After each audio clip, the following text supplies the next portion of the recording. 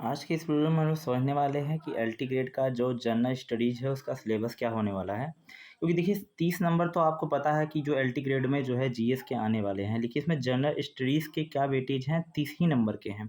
तो ऐसा नहीं है कि बहुत ज़्यादा हम ब्रॉड पढ़ने लगें या बहुत ज़्यादा डिटेल में चीज़ें पढ़ने लगें तो हमारा ज़्यादा स्कोरिंग होगा, ऐसा कुछ भी नहीं है।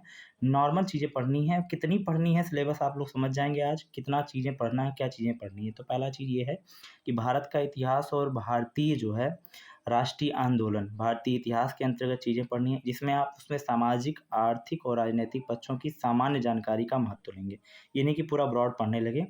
फिर आप उसी में भारतीय राष्ट्रीय आंदोलन पर जो अभ्यर्थियों का स्वतंत्र आंदोलन चीज़ें रही हैं और साथ ही साथ राष्ट्रीयता का जो है अभ्युदय और स्वतंत्रता प्राप्त के संबंध में सर्पक जो है जानकारी लेनी है। ओवरऑल समझिए कि बहुत ज़्यादा डिटेल में नहीं, नॉर्मल चीज़ें इसके अंदर पढ़नी है और वो जो पीवाईक्यू क्वेश्चंस है, जो लगातार क्वेश्चन आ रहे हैं वनडे एग्जाम्स में भी, उन क्वेश्चन को भी एनालिसिस करना है हमें पॉइंट बाय पॉइंट। अगर हम बात करें दूसरे टर्म को, तो दूसरा टर्म जो रहेगा भारत और विश्व का भूगोल। भारत और विश्व का जो भौतिक और सामाजिक और आर्थिक भूगोल हमें इसमें समझना है। उसमें भी आप देखेंगे तो भूगोल के अंतर्गत जो है देश और भौतिक चीज़ें और सामाजिक और आर्थिक भूगोल के संबंधित प्रश्न भी देखने हैं। विश्व के भूगोल के विषय में केवल सामान्य जानकारी का अध्ययन करना है।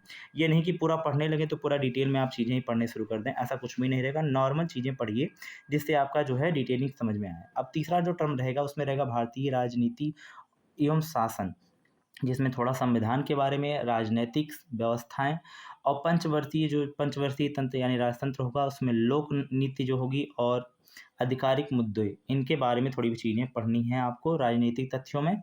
और ऐसे ही भारतीय राजनीतिक एवं जो है शासन के अंतर्गत देश के संविधान, पंचवर्तीय राज जो है तंत्र है तथा सामुदायिक विकास और राजनीतिक प्रणालियों के बारे में संबंधित प्रश्न के बारे में देखना है, समझना है। और अगर हम चौथे बात की जैसे इकोनॉमिक्स की बात करें, अर्थव्यवस्था के बारे में, तो उसमें आप लोगों को सामाजिक और विकासिक तथ्य पढ़ने हैं, जो और साथ ही साथ उसमें जनसंख्या के बारे में आप पढ़ेंगे। और जैसा मैंने एक वीडियो बनाया भी है, उसे आप देख भी सकते हैं कि जनसंख्या क्या के बारे में, पर्यावरण और नवीनीकरण से संबंधित प्रश्नों की समस्याओं और पारंपरिक संबंध के बारे में देखेंगे। भारतीय आर्थिक नीति और भारतीय साहित्य के व्यापक रूप को, पक्षों को जानेंगे आप लोग। और अगर हम बात करें इसी तरह से कि जो पाँचवा पॉइंट है राष्ट्रीय एवं अंतर्राष्ट्रीय महत्व के बारे में, तो उसमें उपस्थित जो घटनाएँ हैं, जैसे खेल-कूद से संबंधित प्रश्न, इसके अलावा आप ज़्यादा डिटेल में चीज़ों को नहीं पढ़िएगा। जो करंट में चीज़ें रहेंगी थोड़ी बहुत उससे ध्यान दीजिएगा तो वहाँ से काम आपका बन जाएगा। अगर हम बात करें भारतीय कृषि के बारे में, तो भारतीय कृषि और कृषि के उत्पाद एवं उसके बाद उससे संबंधित जो सामान्य जानकारी है वो आप लोग थोड़ा बहुत जानने की कोशिश कीजिए कि कौन सी फसलें, दलहनी फसलें और जो फसलें हैं वो किस तरह से। सामान्य विज्ञान के भी कुछ प्रश्न आते हैं उसमें।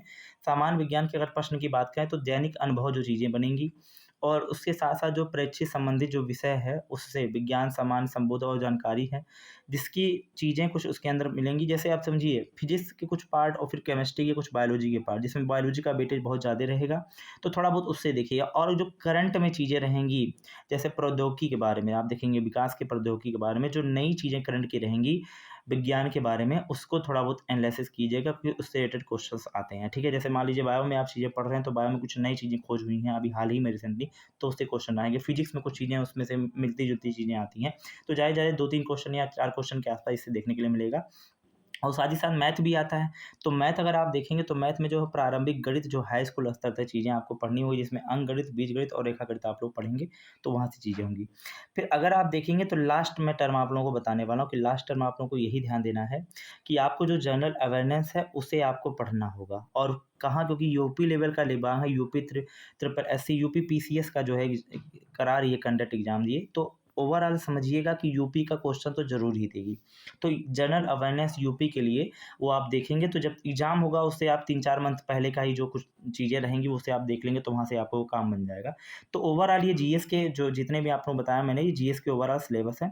तो मुझे लग रहा होगा ये सिलेबस समझ में आ रहा होगा आप लोगों को। विशेष कोई सिलेबस नहीं है, टफ है कि आप समझ ना पाएँ।